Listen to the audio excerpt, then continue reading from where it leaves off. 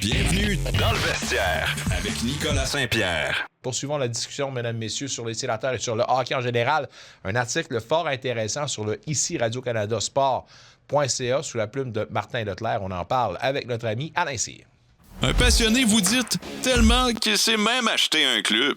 Gouverneur, propriétaire, DG, il connaît tous les raccoins du hockey junior. On parle business avec Alain Cyr. Présentation Stonemount Retirement to Lifestyle dans le vestiaire. Présentation Brigitte Lee Rockland Ford en compagnie d'Alain Cyr qui en a long à dire sur la situation des sénateurs. J'en suis fort convaincu. Michel Fortin, on lui dit salut. Il pense qu'il est trop tard déjà pour la saison. Je pense qu'il est trop tard, malheureusement, trop de problèmes. Écoutez, il ne faut pas quand même baisser les bras. Il reste encore beaucoup de temps. Mais le temps commence à se faire court anyway. Comment vois-tu la situation, mon cher Alain, sur les sénateurs, ce qu'ont vécu les sénateurs la semaine dernière, et par la suite, évidemment, cette rasade des 4 derniers buts où on n'a pas gagné une seule fois. Des 4 derniers matchs, pardon. Oui, j'ai écouté votre dernière invité, puis il a bien résumé les choses pour les sénateurs. Les sénateurs ont besoin d'un attaquant, les sénateurs ont besoin d'un défenseur, les sénateurs ont besoin d'un gardien de but. Mais je pense qu'au moment où on se parle, les sénateurs ont besoin d'un chapelet. Parce que s'ils veulent essayer de rentrer dans les séries éliminatoires de la façon que la conférence de l'Est se dessine, ils vont être obligés de jouer pour 685, Nicolas. Oui, tu l'as bien entendu. C'est Pour du stock, ça. 685 pour atteindre 97 points d'ici à la fin de la saison. Puis, il y a 2 équipes en ce moment dans la Ligue nationale qui jouent à ces niveaux-là. Puis, c'est l'Avalanche de Colorado qui joue pour 800 quelques et les Stars de Dallas qui sont à justement 685. Fait que si on est un petit peu plus optimiste, ben on va dire que si les sénateurs viennent à bout de rentrer ou de mettre sur le tableau 92 points, ils devraient être capables de rentrer en série, mais c'est quand même leur demander de jouer 630 d'ici à la fin de la saison. Non, Donc, c'est énorme. ça joue, c'est très difficile. Puis, il y a 2 autres éléments aussi qui font en sorte que ça devient encore de plus en plus difficile, Nicolas, c'est à chaque soir où ce que 2 adversaires de la même division jouent, il y a toujours 3 points en jeu. Puis on dirait que, plus que la saison avance, plus que les 3 points se donnent. C'est rare que les équipes gagnent en regulation. Donc, il y a toujours un 3e point. Puis quand tu regardes la conférence de l'Est actuellement, les 12 premières équipes, là, les 8 qui sont déjà classées en série, plus les 4 autres qui sont juste à l'extérieur, incluant les Panthères de la Floride. Pour que les sénateurs rentrent en série, ces équipes-là ne doivent pas jouer pour pas plus que 480. Ça n'arrivera pas, Nicolas. C'est impossible. C'est impossible que la Floride et toutes les équipes en haut d'eux autres, le Pittsburgh, Washington, qui ne sont pas dans les séries actuellement, qui jouent pour 480. Fait que les chances sont minimes. Mais écoute, c'est pas fini tant que c'est pas fini. Qui commencent à jouer du bon hockey, puis qu'à partir d'aujourd'hui, Nicolas, qui remettent les compteurs à zéro, puis qui calculent, qui ne regardent pas le passé, puis qui, à partir d'aujourd'hui, ils se disent, bon, mais on a besoin de 25-30 points, il nous reste 38 matchs, let's go. Là, je C'est pense la que seule c'est le temps façon de c'est le temps d'entreprendre le calendrier là, en tranches de 5, 6, 7 matchs. Tu dis qu'il faut avoir un tel rendement. C'est comme ça que tu Ouais. peux gagner des petites victoires par la suite, gagner des guerres. Là.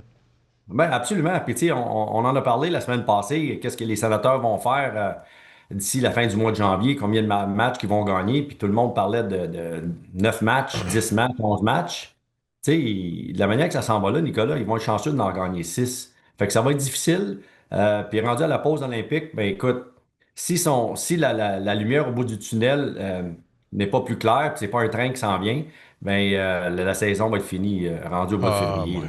On a dit on va aller brûler des lampions puis faire une coupe de chapelet.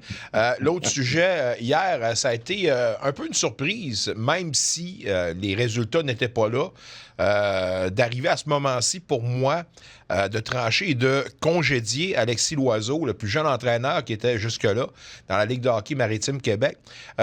Comment vois-tu comment on a géré cette affaire-là et tes commentaires sur la situation des Olympiques en ce moment?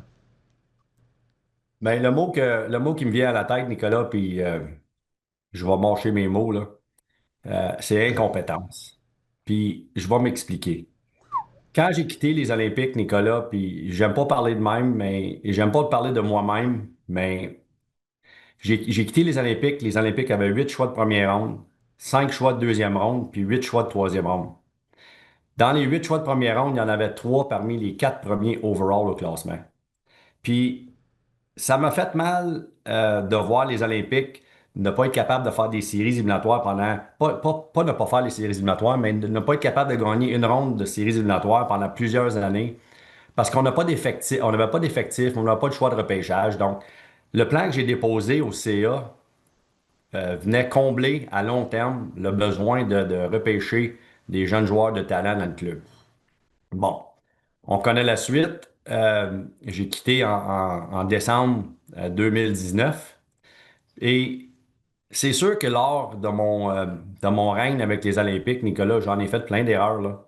Tu sais, quelqu'un qui prend des décisions fait des erreurs. Quelqu'un qui ne prend pas de décision n'en fera jamais d'erreur. On s'entend? Ouais. Tu sais, j'ai eu la pression à partir du mois de octobre-novembre 2019 à congédier Éric Landry.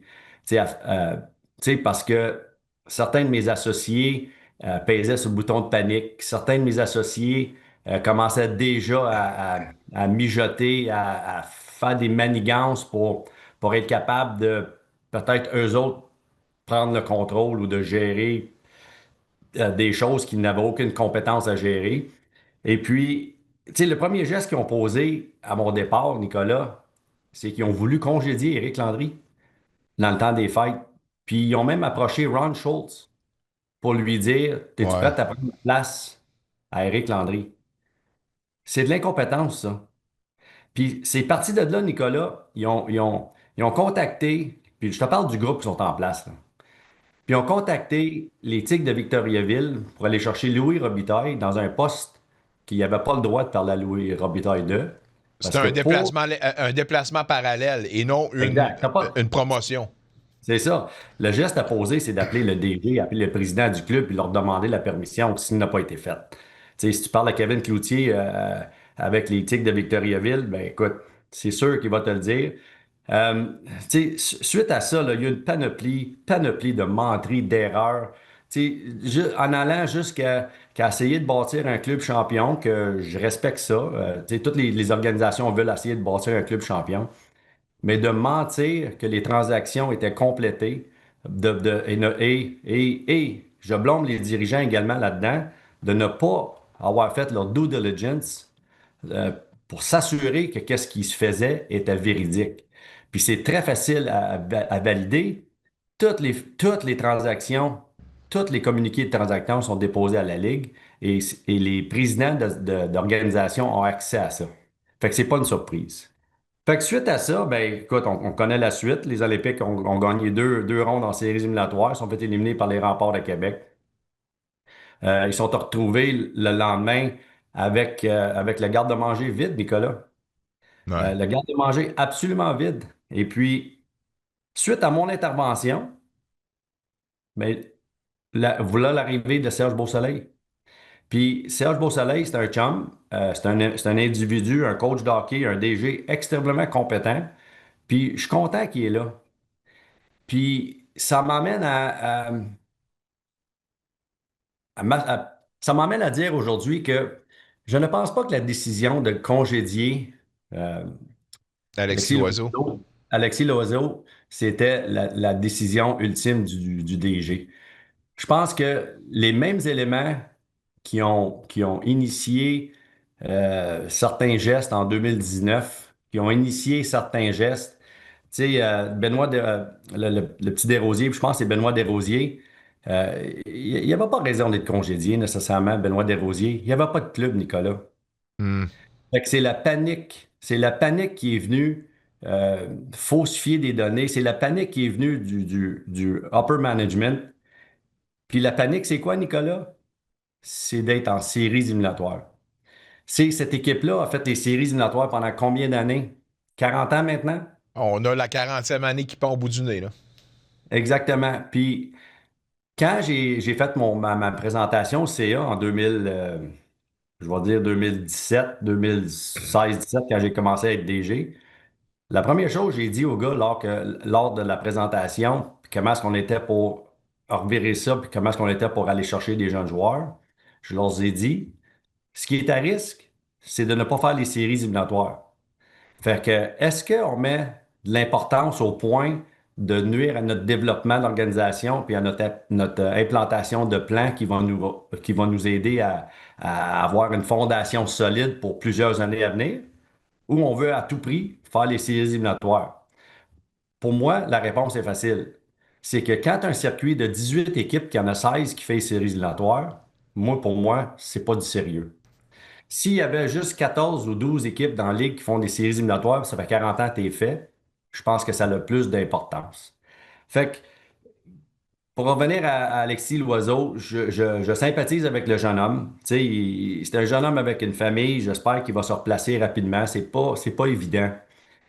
Mais à mi-saison, avec un club qui s'en va de nulle part, euh, je trouve ça vraiment désolant. Je trouve que c'est de la panique. Je trouve qu'il y a de l'incompétence euh, de tout bord, de tout côté là-dedans. Puis je parle toujours avec certaines personnes dans cette organisation-là. J'ai une couple de bons chums là-dedans. Je sympathise avec eux autres. Mais moi, Nicolas, je pense que c'est le début de la fin de cette association de groupes de 10, 12, je sais même plus comment est-ce qu'ils sont rendus. Je pense qu'ils ont fissuré des 10% en 20 parts d'1,5%. Je ne sais plus comment est-ce qu'ils ont fait ça. Mais il faut qu'ils fassent le ménage de A à Z. C'est l'enfer. Dans le fond, ça me blesse. Je trouve ça épouvantable. Euh, Écoute, C'est. j'ai rien à rajouter. Tu sais, tous les efforts, le travail que j'ai fait quand j'ai quitté l'organisation, puis je leur ai laissé cette ligue-là, une aréna qui s'en venait, 25 millions de subventions qu'on est allé chercher. Euh, Pas facile, là. Un jour, je te conterai cette histoire-là en ondes, là, comment que j'ai venu à bout de closer ce deal-là. Mais longue histoire courte, Nicolas, je suis très désolé pour tout l'entourage des Olympiques qui doit encore subir ce même résultat-là. Ouais. Tu sais, c'est J'ai comme, c'est quoi la définition de stupidité? répété tout Tu le temps la sais, même chose en espérant un autre résultat. et voilà. Puis, tu sais, si les Olympiques veulent appliquer pour la Coupe Memorial, puis je leur souhaite, mais ça sera pas en 2028, là, je t'en compte un vrai. Petite précision, Benoît Desrosiers n'a pas été congédié, par exemple. Il est parti avec les Highlanders pour devenir entraîneur adjoint avec Patrick Roy. Mais reste que ce départ-là a peut-être chamboulé les choses. Écoute, C'est par vrai. respect pour le prochain sujet, je vais te demander de revenir jeudi, ça te tente, parce que l'article de Martin Leclerc sur le ici Radio-Canada Sport faisait exactement état de ce à quoi on parlait avant d'entrer en onde aujourd'hui. Fait que si ça te tente, en deux matchs de pickleball, tu viens nous voir jeudi, puis on va parler des problèmes du hockey au Québec. Je vais tout faire pour être là pour toi. Je quitte pour le soleil jeudi Ah! matin. Donc, si j'ai pas de retard et pas d'atterrissage, on se parle jeudi, mais c'est noté. Puis, écoute, le hockey mineur, ça me tient à cœur aussi. Tu sais, j'ai été président de hockey mineur, vice-président. J'ai été élevé dans une association où ce que le cœur était en avant des pensées. Puis j'ai apprécié mon apprentissage de M. Denis Lecuyer qui m'a bien guidé là-dedans. Mais j'ai hâte de t'en parler effectivement là, du hockey mineur au Québec. Là, c'est un désastre. On se dit à plus tard là-dessus. J'espère que ce que tu viens de dire va faire réfléchir des gens. Et on s'en parle dès jeudi. Salut Alain! Salut, bonne soirée! Un retour sportif 100% local dans le vestiaire avec Nicolas Saint-Pierre.